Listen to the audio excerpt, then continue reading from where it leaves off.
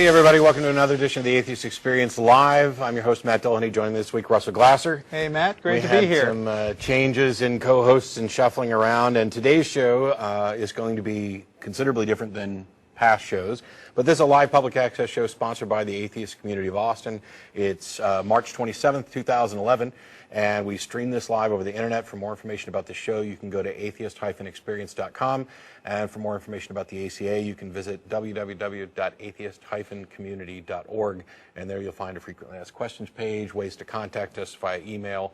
The email address, by the way, is tv@atheist-community.org. We cannot possibly promise to answer all of them, especially the ones we got in this week, which was quite the flood. So most of you who watch regularly and have been in the chat channel associated with Ustream since about 10 o'clock this morning, whatever, are already aware that we have on the phone Ray Comfort, who many of you know, and I'll be introducing in a couple Have people been camping out with pup tents? I think so. I think they wanted to make sure that they got in on the stream, but also we, on both Facebook and the blog, submitted a request for people to send in questions. We got, 100 and some odd people.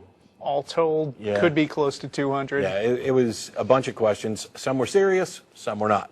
Some were decent questions, some were not. Some were mean-spirited, some were not. Russell and I reviewed them. We had a bunch of stuff of our own that we wanted to talk about, obviously, since this is the first opportunity we've had to chat with Ray. And we'll get to that in just a couple minutes. For more information, if you go to the ACA website, you'll find also a calendar of events, which includes things like our monthly lecture series at the Austin History Center and the Atheist Happy Hour on Thursdays. And after this program's over, we get together for dinner at El Arroyo on 5th Street. And normally they would put the address up. We're still having issues with our CG. So the joys of live TV in a public access studio.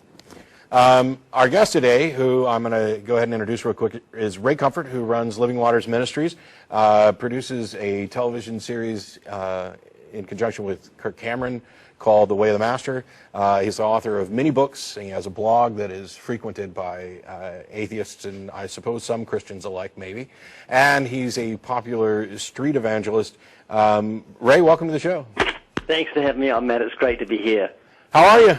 Really, really good. I'm very excited, and I'm privileged to be on this program. Thank you so much. Sure. I appreciate you calling in, or us actually calling you, whatever. However we managed to get you on here. There was some confusion as to whether we'd even be able to call out, but toll-free numbers are allowed, so it works thanks fine. for coming on. It's great to have you. Thanks for having a toll-free number.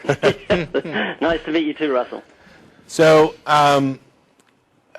you had asked for us to pull some questions, and we did. Of course, we had some of our own, but I wanted to get kind of started here.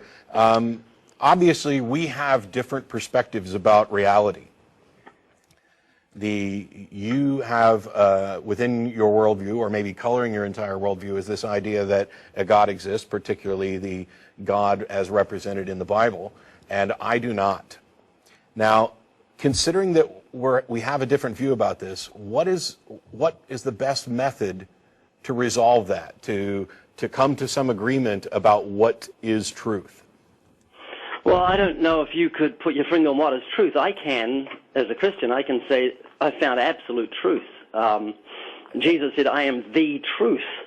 And I don't know if any atheist can point to some atheist that said that, or point to anything that you can say this is absolute reality. For you, the whole thing could be an illusion. So, Ray, I could do that right now, but you wouldn't believe me. Okay, give me a try. Okay, I am the way. Everything I say is true. Yeah. Okay. So now resurrect yourself from the dead, and I'll believe you. Well, how do you know that happened? Well, the thing is, for a Christian, we're not going by a belief. We're going by the power of God. Before I was a Christian, I believed in Jesus. I believed that he was an historical figure. But on the night of my conversion, I came to know him, whom the Bible says to know is life eternal. So just as far more real than I know my wife is my walk with Christ. It's my very life itself. So when Jesus said, I am the life, he means he is the very source of life. He's the substance of life that became a human being for the specific purpose of destroying death for humanity. Sure. So, but from an external point of view, we're still dealing with a claim. You are making an appeal to some experience that you've had, which testifies to the reality of it for you.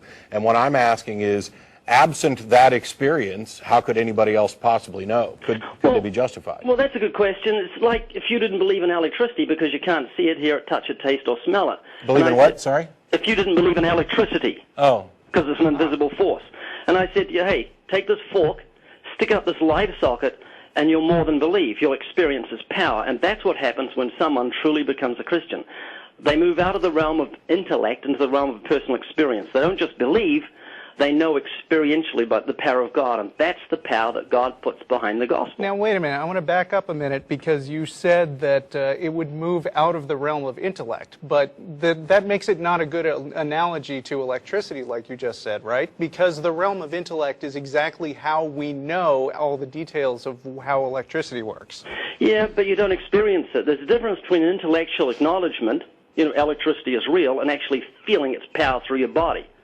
Right. So you're still appealing to the primary, I guess, the primary proof, for lack of a better word, is direct experience. And I'm just asking you, are you then conceding that absent that direct experience, people wouldn't be justified in believing? No, not when it comes to the existence of God. All you need is eyes that can see it, a brain that works. You look at creation and say there's a creator. But what atheists do, or should I say the new atheists or contemporary atheists, they say there's no creation. That denotes a creator, and that denotes a moral responsibility. So we just call it nature. And nature created itself, which is unreasonable, makes no sense. Something cannot create itself. Yes, that statement is nonsensical. Nature created itself. There's a number of errors in grammar there. You can't just call something creation in order to say, I'm going to call this creation, therefore it had to have a creator. Obviously, if it's a creation, it had to have a creator. Right. But it's not necessarily creation. You haven't demonstrated that. You've just simply asserted that it's a creation. And the thing that you're objecting to about saying nature created itself, that's more of a grammatical problem, because the idea isn't that nature created itself as some kind of thoughtful act. It's that that existence doesn't necessarily require the creator that you claim it does. Well, you tell me what was in the beginning without saying I don't know. Well, why can't I say I don't know? Because that's ignorance, and you can't have that as an atheist. Well, yes, you can, because atheists aren't asserting absolute certainty or knowledge or any of that stuff. Well, Christians do, because they know that there's a creation and there's a creator. Sure, but asserting knowledge is different from demonstrating that this knowledge is true. Well, you see, I don't need to demonstrate to a reasonable person that a painting had a painter. Right. Do you know why? Tell me why. Because we recognize that a painting had a painter.